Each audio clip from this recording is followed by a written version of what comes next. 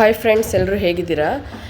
ಇವತ್ತೊಂದು ರೆಸಿಪಿ ತೋರಿಸೋಣ ಅಂತ ಹೇಳ್ಬಿಟ್ಟು, ಇದು ಬಂದ್ಬಿಟ್ಟು ಚಿಕನ್ ಇದೆಯಲ್ಲ, chicken breast, actually boneless breast ಇರುತ್ತಲ್ಲ, ಸೊ ಅದರಲ್ಲಿ ಬಂದ್ಬಿಟ್ಟು ಕೋಲಾ ಉರುಂಡೆ ಅಂತಂದ್ಬಿಟ್ಟು ಮಾಡೋಣ ಅಂತೇಳ್ಬಿಟ್ಟು ನಾನು ಮಾಡೋಕ್ಕೆ ಸ್ಟಾರ್ಟ್ ಮಾಡಿದ್ದೀನಿ.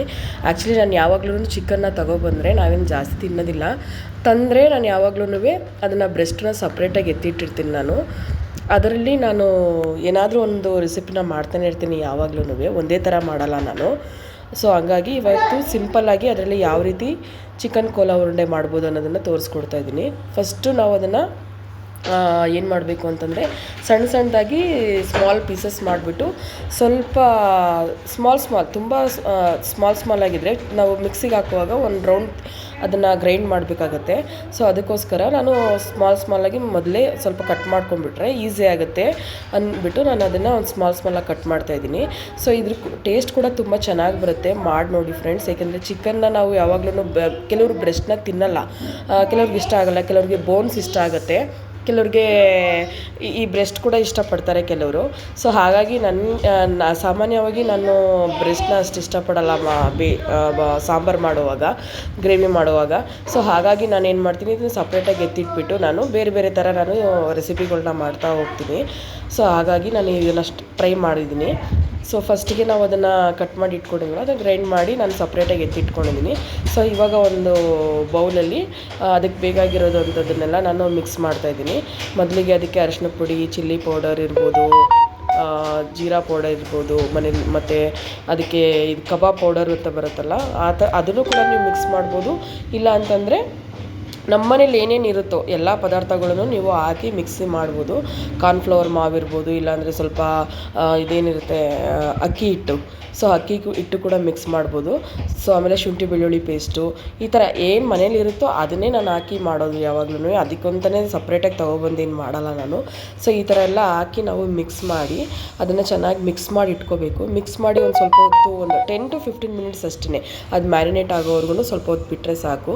ಕೊನೆಗೆ ಸ್ವಲ್ಪ ತುಂಬ ಖಾರ ಆಗಿರೋರು ಖಾರ ಎಷ್ಟು ಬೇಕೋ ಅಷ್ಟು ಹಾಕ್ಕೊಳ್ಳಿ, ಏಕೆ ನನ್ನ ಮಕ್ಕಳಿರೋದ್ರಿಂದ ಖಾರ ಜಾಸ್ತಿ ಹಾಕಲ್ಲ. ಸೊ ಹಾಗಾಗಿ ನಾನು ಖಾರ ಕಮ್ಮಿನೇ ಹಾಕಿರ್ತೀನಿ. ಆ ಟೇಸ್ಟ್ಗೋಸ್ಕರ ಸ್ವಲ್ಪ ಬಂದ್ಬಿಟ್ಟು ನಾನು ನಿಂಬೆಹಣ್ಣು ರಸನ ಹಾಕಿದ್ದೀನಿ ಅಷ್ಟೇ. ಅದೊಂಥರ ಟೇಸ್ಟ್ ಡಿಫ್ರೆಂಟಾಗಿ ಕೊಡುತ್ತೆ. ಸೊ ಹಾಗಾಗಿ ನಾನು ನಿಂಬೆಹಣ್ಣು ರಸ ಹಾಕಿದ್ದೀನಿ. ಇದು ಮಾಡುವಾಗ ತುಂಬ ಚೆನ್ನಾಗಿ ಬರುತ್ತೆ ಫ್ರೆಂಡ್ಸ್, ಬೇಕಂದರೆ ಮಾಡಿ ನೋಡಿ ನೀವು. ಅದನ್ನು ಬ್ರೆಸ್ಟನ್ನ ತಿನ್ನೋಕ್ಕಾಗಲ್ಲ ಅಂತ ಎಸೆಯೋದಕ್ಕಿಂತ ಸಪ್ರೇಟಾಗಿಟ್ಟು ಅದನ್ನು ನೆಕ್ಸ್ಟ್ ಡೇ ಬೇಕಾದ್ರೆ ನಿಧಾನಕ್ಕೆ ನಾವು ಅದನ್ನು ಮಾಡ್ಕೊಂಡು ತಿನ್ನುವಾಗ ಸ್ನ್ಯಾಕ್ಸ್ಗೆಲ್ಲ ತುಂಬ ಚೆನ್ನಾಗಿರುತ್ತೆ. ಸಂಜೆ ಈವ್ನಿಂಗ್ ಟೀ ಕಾಫಿ ಕುಡಿಯೋವಾಗೆಲ್ಲ ತಿನ್ನಲಿಕ್ಕೆ ತುಂಬ ಚೆನ್ನಾಗಿ ಬರುತ್ತೆ. ಆ ಥರ ಮಾಡ್ಕೊಂಡು ತಿನ್ಬೋದು ಅಷ್ಟೇ. ನಾನು ಮಕ್ಕಳಿಗೆ ಯಾವಾಗಲೂ ಮಾಡಿಕೊಡ್ತಿರ್ತೀನಿ ಏನೇನಾದರೂ ಸಪ್ರೇಟಾಗಿ. ಆ ಥರ ಮಾಡಿಕೊಟ್ಟಾಗ ಅವ್ರಿಗೂ ಇಷ್ಟಪಟ್ಟು ತಿಂತಾರೆ. ಸೊ ಇವಾಗ ಒಂದು ಬಾಣಲಿನಲ್ಲಿ ಎಣ್ಣೆ ಹಾಕ್ಬಿಟ್ಟು ಅದನ್ನು ನಾನು ಫ್ರೈ ಮಾಡಲಿಕ್ಕೆ ಹಾಕ್ತಾಯಿದ್ದೀನಿ. ಅದು ಉಂಡೆ ಥರ ಕೈಯಲ್ಲೇ ಸುಮ್ಮನೆ ಸಿಂಪಲ್ಲಾಗೇ ನಾವು ಹೆಂಗೆ ಬೋಂಡ ಎಲ್ಲ ಹಾಕ್ತೀವೋ ಅದೇ ಥರ ಬರುತ್ತೆ ಅದು. ಆ್ಯಕ್ಚುಲಿ ಏನಾದರೂ ಹಿಟ್ಟೇನಾದ್ರು ನಾವು ಕಲಿಸ್ಬೇಕಾದ್ರೆ ಸ್ವಲ್ಪ ನೀರು ಹಾಕಿ ಅದನ್ನು ಮಿಕ್ಸಿನಲ್ಲೇ ಗ್ರೈಂಡ್ ಮಾಡಬಾರ್ದು ಯಾವಾಗಲೂ. ಹಾಗೆ ಒಂದೆರಡು ಸಲ ಗ್ರೈಂಡ್ ಮಾಡಿಕೊಂಡ್ರೆ ಸಾಕು, ಹಾಗೆ ಬಂದ್ಬಿಡುತ್ತೆ. ಸೊ ನೆಕ್ಸ್ಟ್ ಬಂದ್ಬಿಟ್ಟು ನಾವು ಅದಕ್ಕೆ ಜಾಸ್ತಿ ಏನಾದರೂ ನೀರು ಹಾಕ್ಬಿಟ್ಟಿದೆ ಅಂತಂತಂದರೆ ಅದಕ್ಕೇನಾದರೂ ಸ್ವಲ್ಪ ಕಡಲೆ ಹಿಟ್ಟಲ್ಲ, ಅಕ್ಕಿ ಹಿಟ್ಟನ್ನ ಏನಾದರೂ ಸ್ವಲ್ಪ ಸೇರಿಸ್ಕೊಬೋದು. ಕಡಲೆ ಹಿಟ್ಟನ್ನು ಸೇರಿಸ್ಬೋದು, ಏನು ತೊಂದರೆ ಏನಿಲ್ಲ.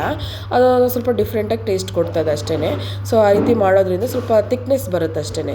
ಸೊ ಇದು ಆಗಿದೆ ನೋಡಿ, ಈ ಥರ ಎಲ್ಲ ಆಗಿ ನಾನು ಉಂಡೆಗಳನ್ನ ಅದನ್ನು ಫ್ರೈ ಮಾಡಲಿಕ್ಕೆ ಹಾಕ್ತಿದ್ದೀನಿ. ನೋಡಿ, ಒಂದು ಸ್ವಲ್ಪನೇ ಬ್ರೆಸ್ಟ್ನ ಎತ್ತಿಟ್ಟಿದ್ದು, ಅದರಲ್ಲಿ ಎಷ್ಟು ಉಂಡೆಗಳನ್ನ ನಾವು ಮಾಡ್ಬೋದು. ನಾವು ಹೇಗೆ ಚಿಕನ್ ಕೈಮಾ ಎಲ್ಲ ಮಾಡ್ತೀವಿ ನೋಡಿ, ಆ ಥರ ಚಿಕನ್ ಕೈಮಾನು ಕೂಡ ಈ ಥರ ಎಲ್ಲ ಮಾಡ್ಬೋದು. ಆ್ಯಕ್ಚುಲಿ ಇದು ಎಲ್ಲ ಒಂಥರ ಟೇಸ್ಟ್ ಕೊಡುತ್ತೆ ಅಷ್ಟೇ. ಚಿಕನ್ ಕೈಮಾಗಳಿಗೆಲ್ಲ ನಾವು ಆ್ಯಕ್ಚುಲಿ ಮಸಾಲೆ ಎಲ್ಲ ಹಾಕಿ ಅದಕ್ಕೆ ತಕ್ಕಂತೆ ನಾವು ಅದಕ್ಕೆ ಮಸಾಲೆ ಎಲ್ಲ ಹಾಕಿ ಮಾಡ್ತೀವಲ್ಲ, ಕಳ್ಳೆ ಎಲ್ಲ ಹಾಕಿ. ಸೊ ಆವಾಗ ಅದೊಂಥರ ಟೇಸ್ಟ್ ಕೊಡುತ್ತೆ. ಸೊ ಅದನ್ನು ಕೂಡ ನಾನು ಮಾಡ್ತಾಯಿದ್ದೀನಿ. ನೆಕ್ಸ್ಟ್ ವೀಡಿಯೋದಲ್ಲಿ ಅದನ್ನು ಕೂಡ ನಾನು ಅಪ್ಲೋಡ್ ಮಾಡ್ತೀನಿ. ಅದು ನೋಡಿ, ಮಟನಲ್ಲೇ ಕೈಮಾ ಮಾಡ್ಕೋಬೇಕು ಅನ್ನೋದೆಲ್ಲ ಏನಿಲ್ಲ, ಚಿಕನಲ್ಲೂ ಕೂಡ ಕೈಮಾ ಮಾಡ್ಬೋದು. ಮತ್ತು ಎಗ್ ಬರುತ್ತಲ್ಲ, ಸೊ ಬಾಯ್ಲ್ ಮಾಡಿ ಅದರಲ್ಲೂ ಕೂಡ ನಾವು ಕೈಮಾ ಎಲ್ಲ ಮಾಡ್ಬೋದು. ಸೊ ನಮಗೆ ಹೆಂಗೆ ಬೇಕೋ ಹಂಗೆ ನಾವು ಯಾವ್ಯಾವ ರೀತಿ ರೆಸಿಪಿಗಳನ್ನ ಮಾಡ್ಕೋಬೋದು ಅನ್ನೋದನ್ನು ಸಿಂಪಲ್ಲಾಗಿ ನಾನು ಮಾಡ್ತಾಯಿರ್ತೀನಿ ಅವಾಗವಾಗ. ಸೊ ಇದು ಬಂದ್ಬಿಟ್ಟು ಈ ಥರ ನಾನು ಮಾಡಿದ್ದೀನಿ ನೋಡಿ, ಎಷ್ಟು ಚೆನ್ನಾಗಿ ಬಂದಿದೆ ಅಂತಂದ್ಬಿಟ್ಟು. ಈ ಥರ ಬ್ರೌನಿಷಲ್ಲಿ ಸ್ವಲ್ಪ ತುಂಬ ಉರಿ ಕೊಟ್ಟು ಅದನ್ನು ಬಾಯ್ಲ್ ಮಾಡಬಾರ್ದು, ಯಾಕೆಂದರೆ ತುಂಬ ಸೀದೋಗ್ಬಿಡುತ್ತೆ ಅದು. ಹಾಗಾಗಿ ಕಡಿಮೆ ಇದರಲ್ಲೇ ನಾವು ಅದನ್ನು ಸಿಮ್ಮಲ್ಲಿಟ್ಟು ನಾವು ಮಾಡ್ತಾ ಹೋಗಬೇಕು. ಚೆನ್ನಾಗಿ ಬಾಯ್ಲ್ ಆಗುತ್ತೆ, ಒಳಗಡೆ ಎಲ್ಲ ಚೆನ್ನಾಗಿ ಕ್ರಿಸ್ಪಿಯಾಗಿ ಬರುತ್ತೆ ಆ್ಯಕ್ಚುಲಿ ಬಂದ್ಬಿಟ್ಟು. ಸೊ ಈ ರೀತಿ ಮಾಡ್ಕೊಡೋದ್ರಿಂದ ಮಕ್ಕಳುಗಳು ಕೂಡ ತುಂಬ ಇಷ್ಟಪಟ್ಟು ತಿಂತಾರೆ. ನಾವೇನು ಡೈಲಿ ಮಾಡಲ್ಲ, ರೆಗ್ಯುಲರಾಗಿ ಯಾವಾಗಾದ್ರು ಅಪರೂಪಕ್ಕೆ ಈ ಥರ ಎಲ್ಲ ಮಾಡಿಕೊಟ್ಟಾಗ ಎಲ್ಲರೂ ಕೂಡ ಇಷ್ಟಪಟ್ಟು ತಿಂತಾರೆ. ಸೊ ಹಾಗಾಗಿ ನಾನು ಮಾಡ್ತಾಯಿರ್ತೀನಿ. ಇಲ್ಲಾಂದರೆ ಸಂಜೆ ಈವ್ನಿಂಗ್ ಸ್ನ್ಯಾಕ್ಸಲ್ಲಿ ಇರ್ಬೋದು, ಇಲ್ಲ ನೈಟಲ್ಲಿ ಏನಾದರೂ ನಾವು ಸಾಂಬಾರು ಮಾತ್ರ ಮಾಡಿರ್ತೀವಿ. ಸೊ ಜೊತೆಗೆ ಏನಾದ್ರು ಬೇಕಾಗುತ್ತೆ. ಸೊ ಅಂಥ ಟೈಮ್ಗಳಲ್ಲಿ ನಾವು ಸಿಂಪಲ್ಲಾಗಿ ನೋಡಿ ಎಷ್ಟು ಬೇಗನೂ ಆಗುತ್ತೆ. ಅದೇನು ತುಂಬ ಇಟ್ಟು ಅದನ್ನು ಕಲಿಸ್ಬಿಟ್ಟಿಟ್ಟು ತುಂಬ ಹೊತ್ತು ಇಡಬೇಕು ಅಂತಲೂ ಏನಿಲ್ಲ, ಬೇಗ ಬೇಗ ಆಗುತ್ತೆ. ಸೊ ನೋಡಿ ಫ್ರೆಂಡ್ಸ್, ಈಗ ರೆಡಿಯಾಗಿದೆ. ಸೊ ಸರ್ವ್ ಮಾಡ್ತಾಯಿದ್ದೀನಿ. ಇದನ್ನು ಈರುಳ್ಳಿ ಜೊತೆ ಮತ್ತು ನಿಂಬೆಹಣ್ಣು ಕೂಡ ಹಿಂಡ್ಬಿಟ್ಟು ತಿಂದರೆ ಇನ್ನೂ ಚೆನ್ನಾಗಿ ಟೇಸ್ಟ್ ಕೊಡುತ್ತೆ. ಕೆಲವರೆಲ್ಲ ಪೆಪ್ಪರು, ಜೀರಾ ಪೌಡ್ರೆಲ್ಲ ಮಿಕ್ಸ್ ಮಾಡಿ ಇಟ್ಟಿರ್ತೀವಲ್ವ, ಅದನ್ನು ಮೇಲ್ಗಡೆ ಉದುರಿಸ್ಕೊಂಡು ಕೂಡ ಖಾರ ಬೇಕು ಅನ್ನೋರು, ಸ್ವಲ್ಪ ಟೇಸ್ಟ್ ಬೇಕು ಅನ್ನೋರು ಕೂಡ ಇನ್ನೂ ಸ್ವಲ್ಪ ಹಾಕ್ಕೊಂಡು ತಿನ್ಬೋದು ಇದನ್ನು. ಅದು ಇನ್ನೂ ಸ್ವಲ್ಪ ಟೇಸ್ಟ್ ಚೆನ್ನಾಗಿ ಕೊಡುತ್ತೆ. ಅದು ಏಕೆಂದರೆ ಮಕ್ಕಳಿಗೆ ನಾವೇನೋ ಈ ಥರ ಮಾಡಿಕೊಡೋದ್ರಿಂದ ಬಂದ್ಬಿಟ್ಟು ಪ್ರೋಟೀನ್ ಅಂಶ ಕೂಡ ಇರುತ್ತೆ. ಸೊ ಹಾಗಾಗಿ ಎಲ್ಲರೂ ಕೂಡ ತಿನ್ಬೋದು. ತುಂಬ ಆಯಿಲು ಕೂಡ ಏನು ಅದಕ್ಕೆ ಬೇಕಾಗಿರಲ್ಲ. ಸೊ ಹಾಗಾಗಿ ತುಂಬ ಚೆನ್ನಾಗಿ ಬರುತ್ತೆ ಫ್ರೆಂಡ್ಸ್, ನೀವು ಮಾಡಿ ನೋಡಿ. ಓಕೆ, ಪೇಜ್ ಇಷ್ಟ ಆಗಿದ್ದರೆ ಲೈಕ್ ಮಾಡಿ and follow my page. Thank you.